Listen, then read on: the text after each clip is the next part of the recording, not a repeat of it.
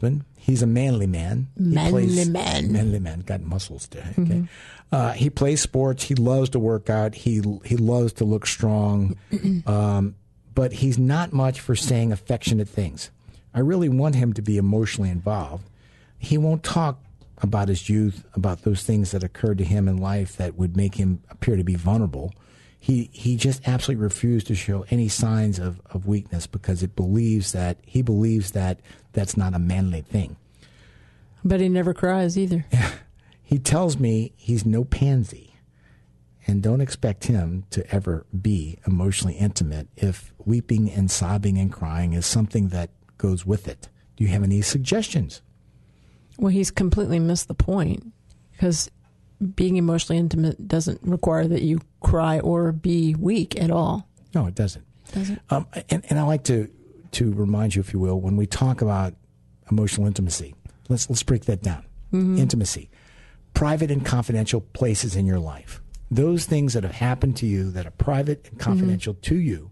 And then as I open those portions of my life to you, someone that I care about, I'm giving you a portal into my experiences, into my life experiences that help you understand who I am. Right. So intimacy. So I may make sense to you. I make sense. Private and confidential places in your life. Okay. Emotions. You got to look at the word emotions. Emotional intimacy. It's the letter E. E. Plus. Capital E, followed by the word motion.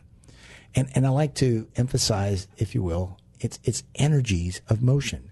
When you have fear, isn't that an energy inside of you? Anxiety, energy inside of you. Right. So energies Internal inside energy. of you that are directly related to private and confidential places in your life. So when I'm emotionally intimate with you, I'm giving to you a portal into those private and confidential places in my life that are powerful. They're inside me. They're energies that are resident, that are dormant. They're there.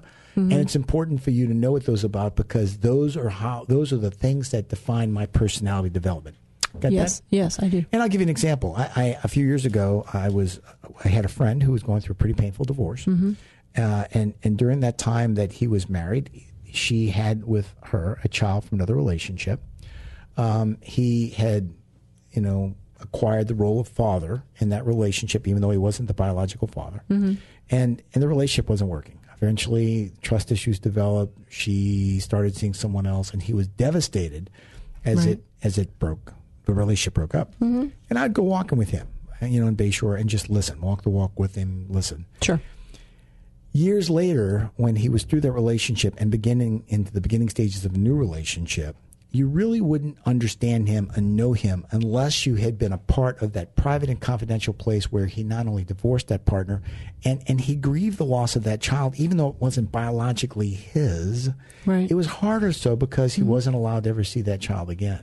Right. Private and confidential, emotional energies, energies, emotions. And so as he went into new relationships and that was internal to him, right. Once you knew that about him, you couldn't help but validate and feel the sorrow and the grief that he went through in breaking up that relationship, even though it wasn't his child. Some people might not have understood why he would feel why the grieving process was so painful for him. Right. But as he moved on. Well, it was different for him, wasn't it? Yeah, sure it was. So to your manly man, I would say to you, you've got to go back into those things that have defined your personality. You've got to understand that we have to take I think of gloves like welding gloves. When you put welding gloves on, if you were to try to pick up a dime off of the ground or the floor, whatever, you're not going to do it because you have these thick gloves on. And in order for that to happen, you've got to push really hard against that thick leather lining to get this coin to flip up. Metaphorically, in a relationship, when you have thick gloves on for your partner to get across to you, they've got to find a way to take a wrench, a vice grips, a pliers, and squeeze real hard on those fingers inside that glove to get you to say, ow! Because the ouch you're talking about is your ability to project to your partner sensitivity. Right. And so they have to work harder to get you to express feelings and emotions. Yep. Yet, what I'm asking you to do is take those gloves off. It's possible. It's worthy. It's worth the effort to learn to be able to explain who you are and what's made you, and do it in such a way that your partner can appreciate how you got to where you are. And you know what? If you're going to shed a tear doing it, I'm okay with that.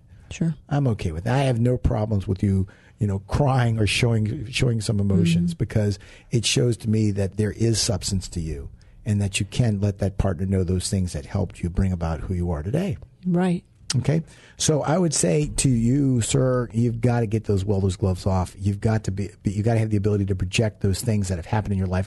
And it's not just for you. It's for those boys, or I don't know if you got children, boys and girls, but those certainly kids, for your partner. And if there are children, it is to model something different than your dad probably taught you, which was, show no fear, show no. The strength of this relationship is directly related to how you can let those people know what made you strong today by expressing those things that have in fact been painful in your life.